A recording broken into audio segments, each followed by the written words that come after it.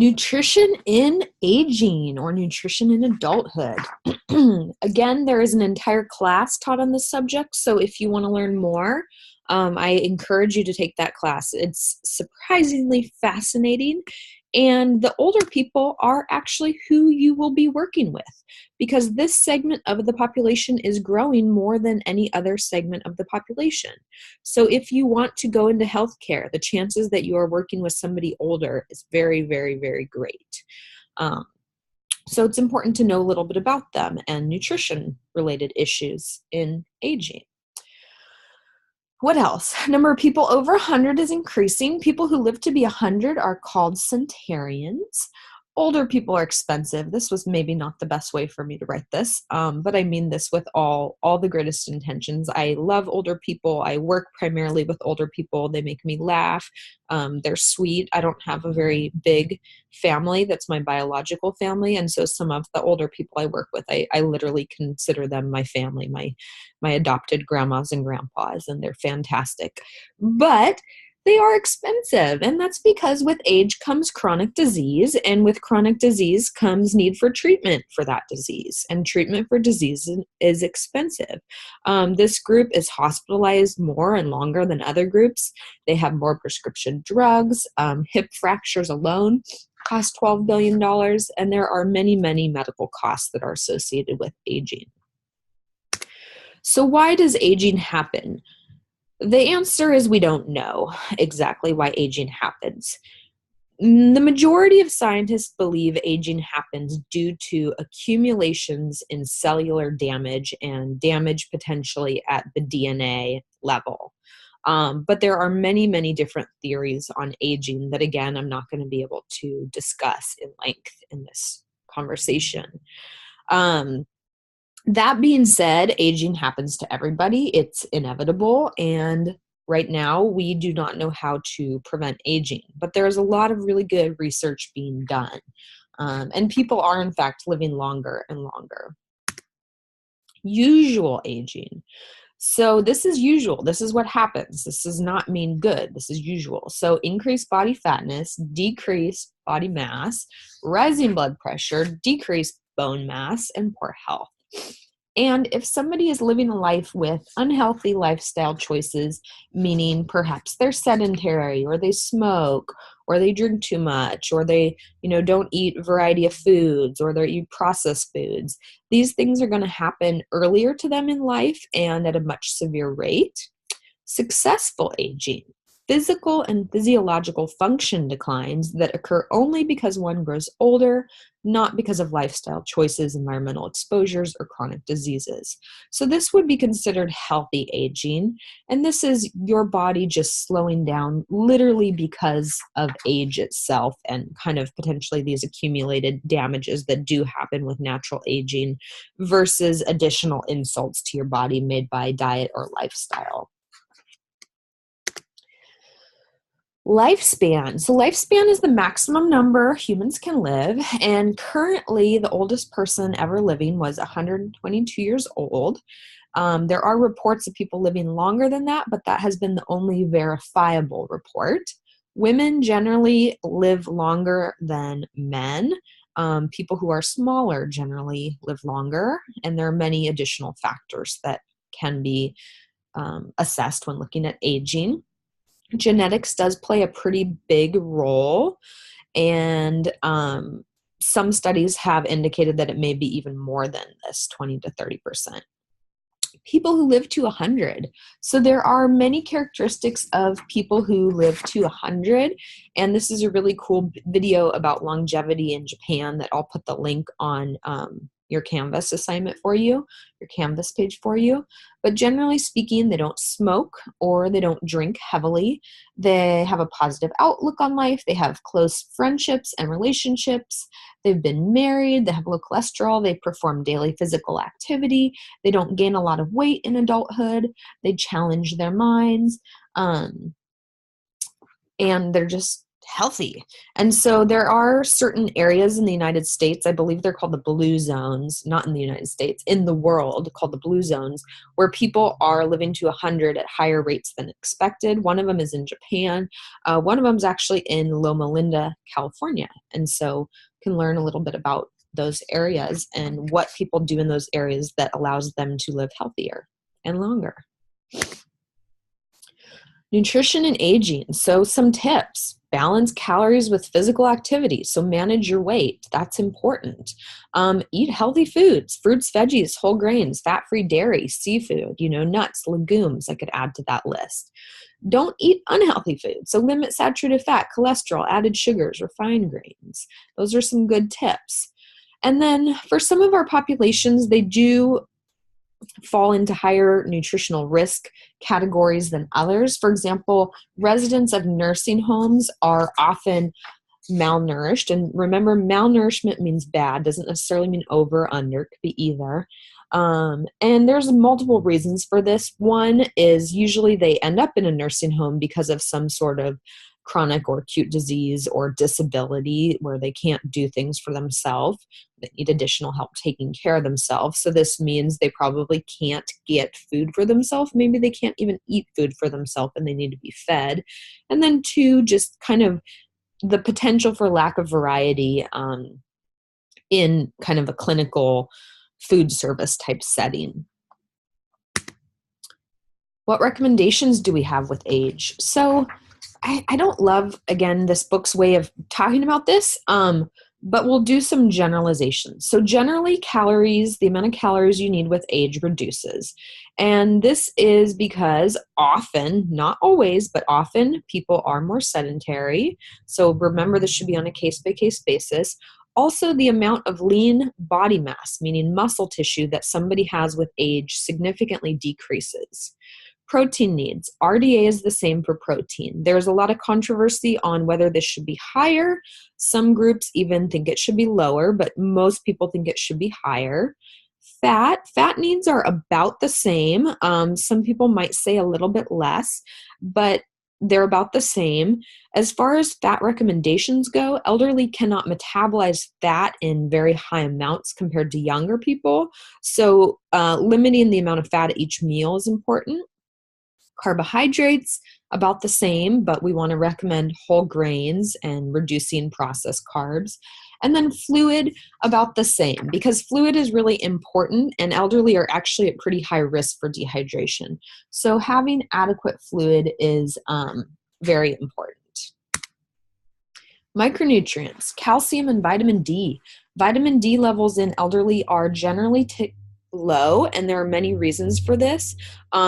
They might not be eating that many vitamin D rich foods. Their kidneys actually can't convert vitamin D to the active form as efficiently when they go out in the sun. If they go out in the sun, if they're not covered up by hats and sunscreen and long sleeves, their skin can't make that precursor to vitamin D as efficiently. So lots of reasons for low vitamin D. Iron, they may have increased losses. This is commonly due to GI bleeding. Zinc, decreased absorption. Magnesium, low intakes. Sodium, they're actually at risk for high and low sodium. Generally, high sodium intakes are more common, but they can be at risk for low sodium. B12 deficiencies are common due to some changes in the gastrointestinal tract and specifically the stomach. B12 absorption is often reduced and sometimes intakes are reduced as well because these come from animal sources, which can be expensive, require cooking, may be hard to chew, etc. Additional changes that may happen. You may see reduced appetite, altered sense of taste and smell. You will see changes in smell with almost all older adults. Chewing and swallowing issues, maybe due to poor dental health, or perhaps somebody had a stroke. Reduced sense of thirst. Elderly actually don't detect that they are dehydrated as accurately as young people do, and so they'll feel thirsty kind of much longer after they're actually dehydrated. Reduced stomach acidity. This is a natural change in age, but can also be due to inflammation of the stomach or bacteria overgrowth. And then slowed bowel function, which can lead to constipation.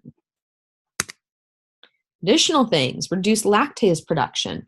This can lead to higher incidences of lactose intolerance, reduced iron stores. The liver actually shrinks. Kidney function declines with age. Vision, I think you've recognized that perhaps in parents or grandparents. Bone loss, bone mass is declining, usually starting around age 40 or 50. And then sometimes reduced mental function, but not always. Changes in the body composition. So often an older adult will still be the same size as they always were. These people are about the same size. They could even be the same weight. But in aging, you see loss of muscle, and where there used to be muscle, there is more fat. And so they have reduced lean body mass and increased adiposity.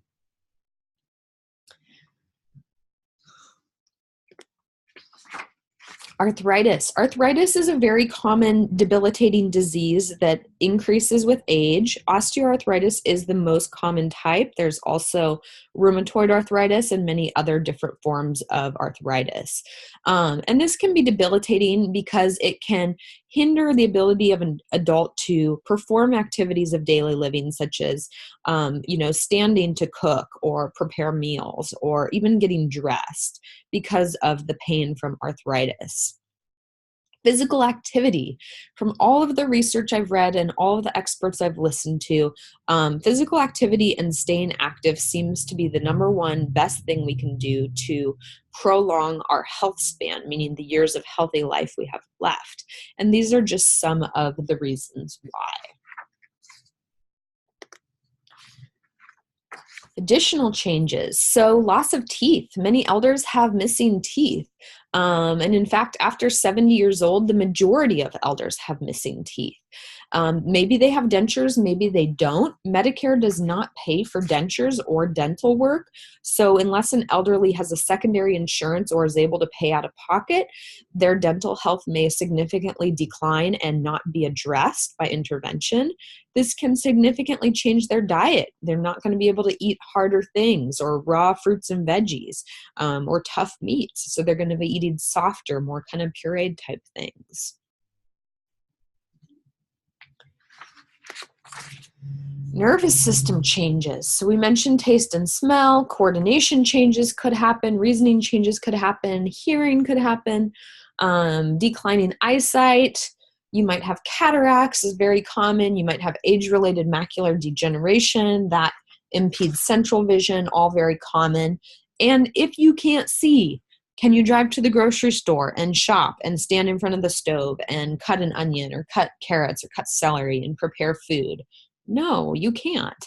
And so this can severely impede the ability of an adult to prepare and coordinate meals for themselves. Immune system is reduced during aging. There's actually increased damage to immune cells. Wounds heal more slowly. There is insulin resistance and reduced insulin sensitivity. So people are more likely to experience prediabetes or diabetes if they have not already. Increase in chronic diseases. Hopefully you know some by now. Medications. Most adults take more than one. Some adults, for example, nursing home residents, often take as many as 10. I've worked with a patient, this is just one of my patients, she took 26 medications, that's every single day, and some of them involved multiple pills a day. And so these medications can become quite hard for elderly to manage, to organize, to afford. And many of these medications can have drug-nutrient interactions, meaning inhibiting absorption of vitamins or minerals. They may have effects on appetite. They may have effects on sense of smell or taste, and they just can be quite an influence on overall health for the person. If you want to read more about some of these things on your own, you can read about complementary and alternative medicine and common supplements. Supplement use is pretty prevalent in this population, and it's not always a safe practice, but it is something that happens. Psychological issues with aging. So as people's physical capabilities decline, they may feel that they have, that they're a little bit embarrassed about this. For example, my father, he passed away when he was 66. Near the end of his life, he became incontinent, meaning he could not control his bladder. And so going out in public was quite an ordeal for him. He would be concerned that he would have an accident. And he did have accidents at time. I remember being in a restaurant and he had had an accident and taking him to the bathroom, and trying to clean him up and then wrapping a sweater around his waist so he could leave the bathroom. But this can actually affect people's eating habits. Some people will reduce the amount of food or beverage they consume before, say, going out in public or engaging in social activities if they know they can't control their bowels or their bladder. Depression. So depression is not more common in aging, but it actually is more severe. Elderly are more likely to commit suicide than younger age groups, so that is quite a significance. And sometimes silent suicide can occur, and this could be an elderly person either refusing treatment or refusing to eat and drink. And that is an elderly person's choice. Obviously, you could try to address this, but this is sometimes a choice of an elderly person. Tips for healthy eating. So living alone can be really challenging. It really can be challenging for any age group, but I think specifically for elderly. The elderly today also come from a generation where wasting food was highly looked down upon, and I'm not saying it's a good thing now, but an elderly will often actually not cook for the fear that they won't be able to eat it all or that it will go bad, versus just cooking and having enough for themselves. There are some tips you can give to an elderly person to maybe make this a little bit easier. And there are some community resources that can help as well, which we're going to talk about in a couple slides. Some elderly might have to be hospitalized, live in a nursing home or a long-term care home. And I did briefly talk about malnutrition there. If the family is involved, especially at meal times, that can really help. What often happens in a hospital or nursing home setting is the nurses or the assistants or the kitchen staff will pass the trays of foods to each resident or each patient, and then they'll leave. And sometimes that tray is within a reachable distance from the person's bed. Sometimes it's not. Even if the person gets the tray, that tray might have a milk that requires opening or a butter package that requires opening, or maybe the silverware is plastic and they're inside a little plastic package.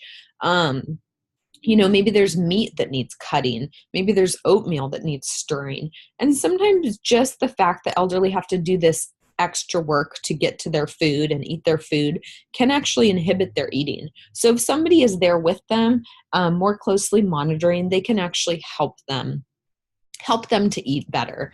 And this can significantly increase intake levels. So some services offered through the community, Meals on Wheels. This will deliver either low cost or free meals to elderly people. Food banks, anyone can go to a food bank or a food bank distribution site, pick up different bags of shelf-stable and fresh produce.